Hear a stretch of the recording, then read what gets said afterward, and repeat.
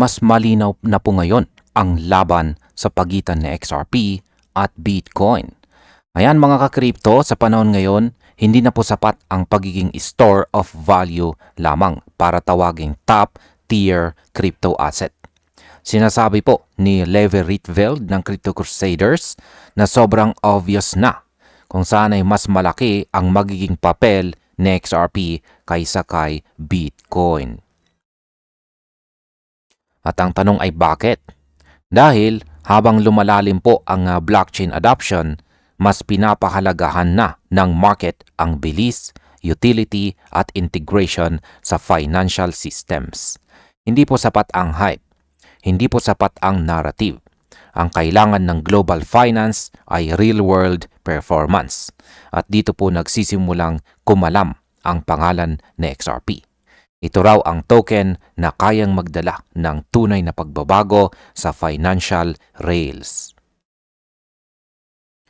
Ngayon ay pag-usapan po natin ang tungkol sa speed.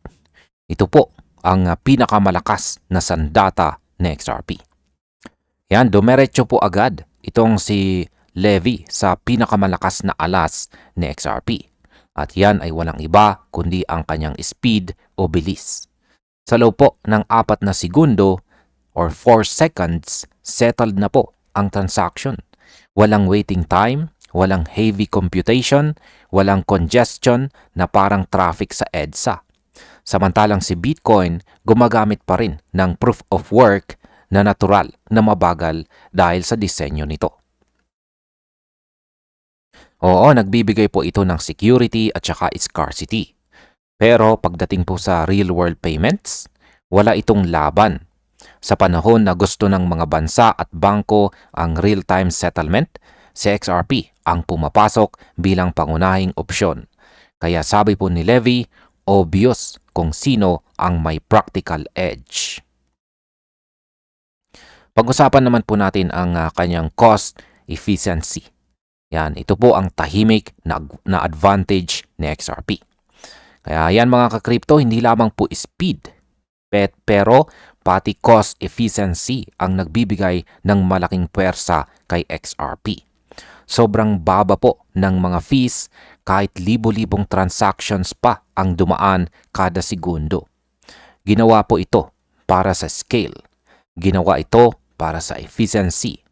Yan ang core ng XRP ledger.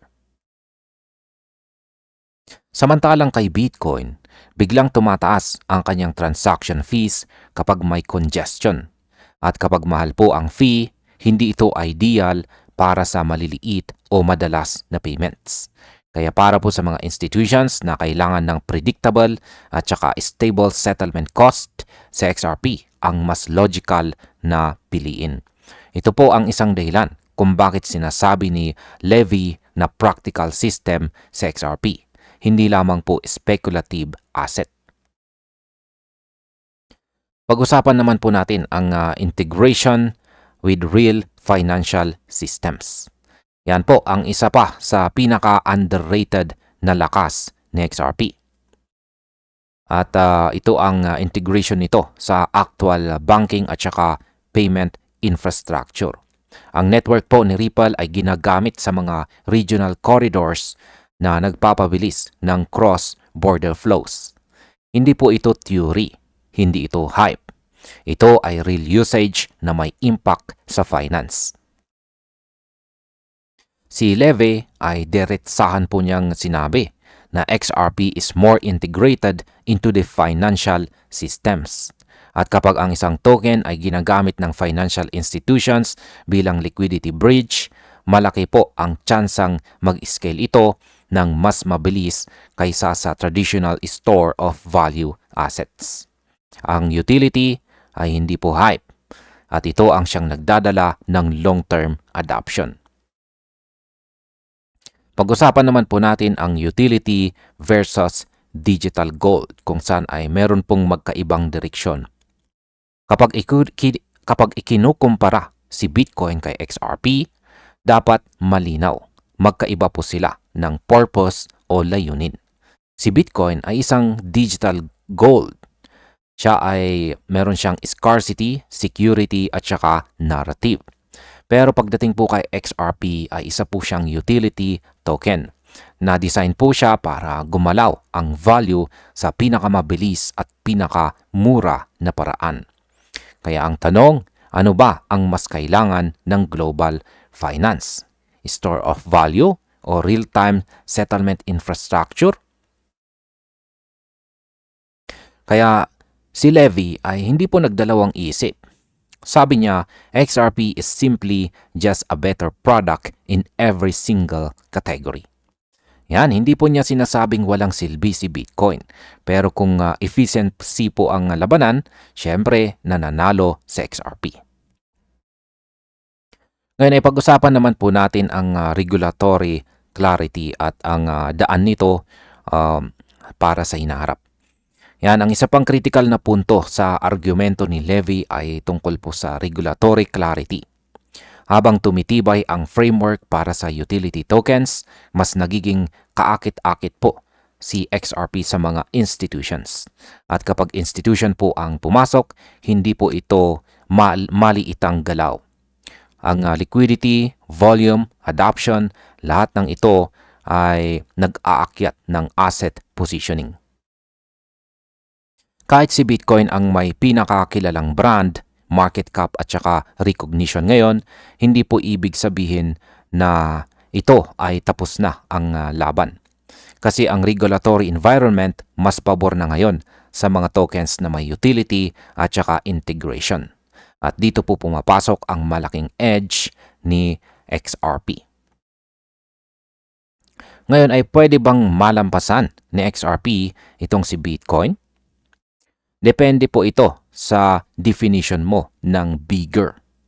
Among market cap, hahabol pa rin si XRP. Sa adoption, malaki po ang chance niya. Sa relevance sa global finance, diyan po mas lumilinaw ang advantage ni XRP. Kung ang measurement ay kung alin ang mas kailangan ng financial world, tumitingbang ng mas mabigat si XRP. Ang adoption po ng mga bangko, corridors, remittance providers at saka settlement infrastructure ay naglalatag po ng mas matibay na foundation. Samantalang si Bitcoin ay nananatili bilang asset na hawak para sa value appreciation. Samantalang si Bitcoin ay nananatili bilang asset na hawak para sa value appreciation. Yan. Pero ang utility-driven systems, iyon po ang nagpapalakas ng pangmatagalang demand. At bilang panghuli ay ano naman po ang aking masasabi tungkol dito. Yan, ano nga ba ang changing landscape dito? At bakit obvious ang mga sinasabi ni Levy? Ayan, sinabi po ang dahilan po kung bakit sinabi ni Levy Rietveld na it's obvious XRP will be bigger than Bitcoin, hindi po ito pahayag ng hype. Pahayag po ito ng shifting financial priorities. Ang mundo po ngayon ay nakatingin na sa bilis, efficiency, interoperability at saka liquidity movement. At kung yan po ang metrics, halos lahat ay pabor kay XRP. Hindi pa sigurado kung kailan o paano malalampasan ni XRP si Bitcoin sa bawat category, pero malinaw po ang isang bagay. Ang comparison po nila or pagkukumpara ay hindi na hype, hindi na tribalism.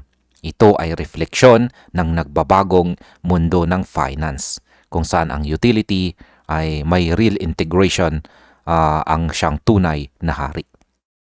At ayan, hanggang dito na lamang po tayo sa video na ito mga ka-crypto. Maraming salamat sa panonood.